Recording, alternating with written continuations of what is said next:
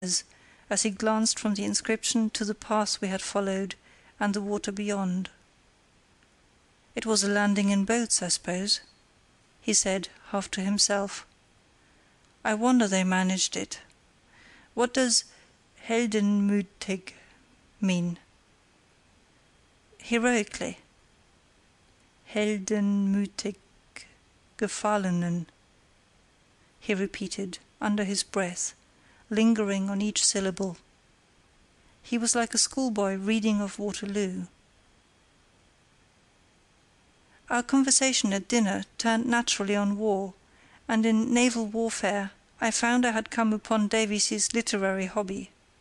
I had not hitherto paid attention to the medley on our bookshelf, but I now saw that, besides a nautical almanac and some dilapidated sailing directions, there were several books on the cruises of small yachts, and also some big volumes crushed in anyhow or lying on the top. Squinting painfully at them, I saw Mahan's Life of Nelson, Brassey's Naval Annual, and others. "It's a tremendously interesting subject," said Davies, pulling down in 2 pieces a volume of Mahan's Influence of Sea Power.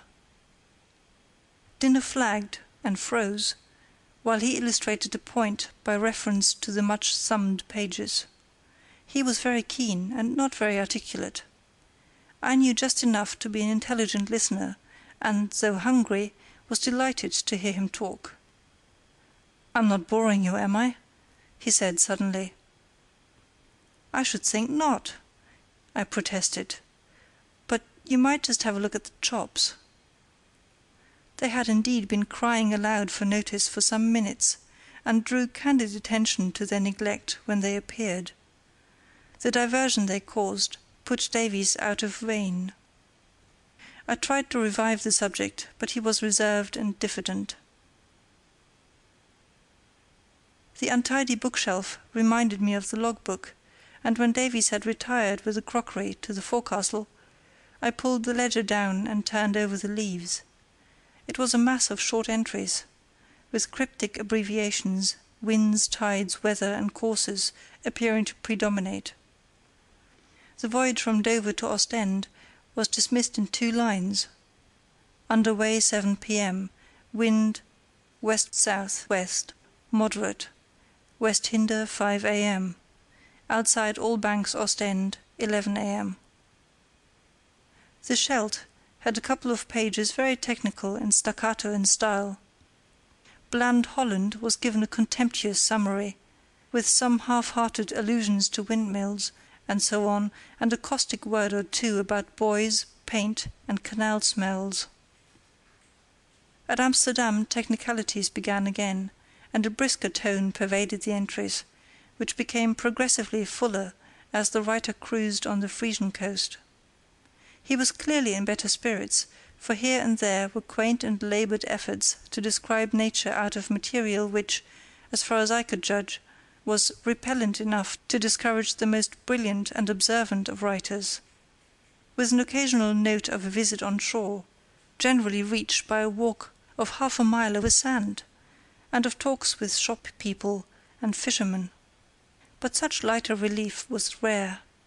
The bulk dealt with channels and shoals with weird and depressing names, with the centre plate, the sails and the wind, buoys and booms, tides and berths for the night. Kedging off appeared to be a frequent diversion. Running aground was of almost daily occurrence. It was not easy reading, and I turned the leaves rapidly. I was curious, too, to see the latter part. I came to a point where the rain of little sentences, pattering out like small shot, ceased abruptly. It was at the end of 9th of September. That day, with its kedging and boom-dodging, was filled in with the usual detail. The log then leapt over 3 days, and went on: 13th of September, wind west-northwest, fresh. Decided to go to Baltic. Sailed 4 a.m. Quick passage east-south. To mouth of Weser. Anchored for night under Hohenhörn Sand. 14th of September. nil. 15th of September. Underway at 4 a.m. Wind east moderate. Course west by south. 4 miles. Northeast by north. 15 miles Norder Peep 9:30. Ida River 11:30. This recital of naked facts was quite characteristic when passages were concerned, and any curiosity I had felt about his reticence on the previous night would have been rather allayed than stimulated had I not noticed that a page had been torn out of the book just at this point. The frayed edge left had been pruned and picked into very small limits, but dissimulation was not Davies's strong point, and a child could have seen that a leaf was missing, and that the entries, starting from the evening of 9th of September, where a page ended, had been written together at one sitting.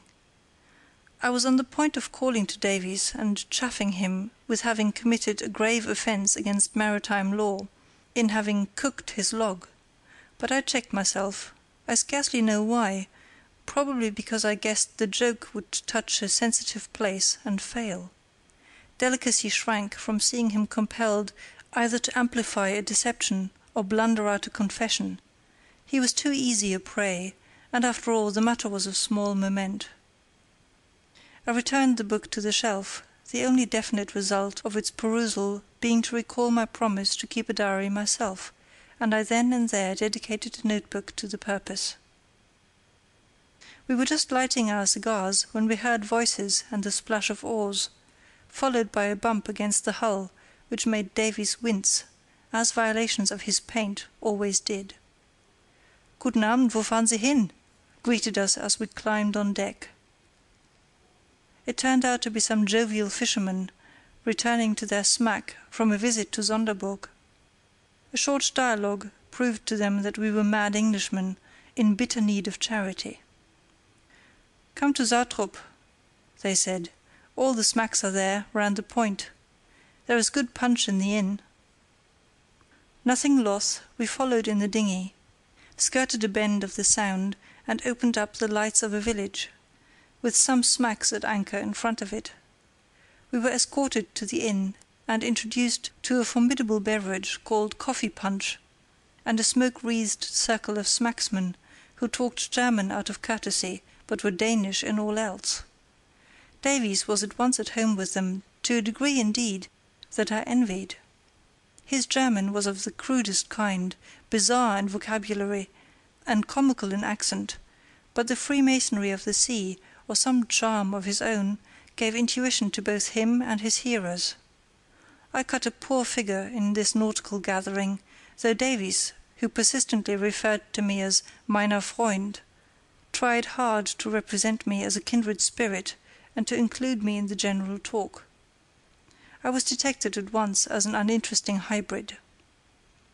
Davies, who sometimes appealed to me for a word, was deep in talk over anchorages and ducks, especially, as I well remember now, about the chance of sport in a certain Schlei fjord.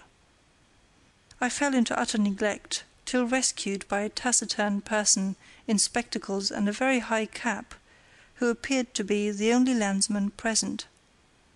After silently puffing smoke in my direction for some time, he asked me if I was married, and if not, when I proposed to be.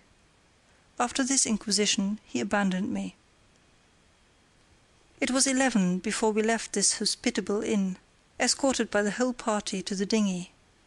Our friends of the smack insisted on our sharing their boat out of pure good fellowship, for there was not nearly room for us, and would not let us go till a bucket of fresh-caught fish had been emptied into her bottom.